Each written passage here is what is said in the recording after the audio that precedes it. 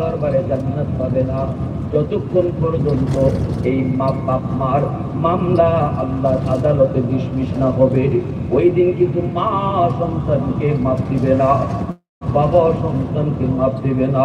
আল্লাহ বলে ইয়াউমা ইয়াফিরুল মারউ মিন আখিহি ওয়া উম্মিহি ওয়া আবিহি ওয়া সাহিবাতিহি ওয়া বানিহি।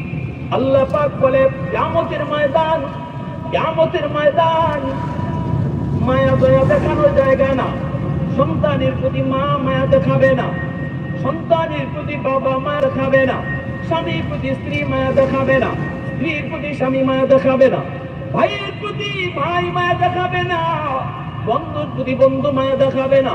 যেই মা দুনিয়াতে বলতো ও তোরা আমার সন্তানকে পরে মার, আগে আমি মাকে মার, সন্তানের গায়ে হাত দিবি না, মা হাত উঠে দাঁড়ায় যেত, আগে আমাকে হত্যা কর, এরপরে আমার সন্তানকে মারো। ওই মা কিয়ামতের ময়দানে কইব তোরে আমি চিনি না, আমার পাওনা পরিশোধ কর।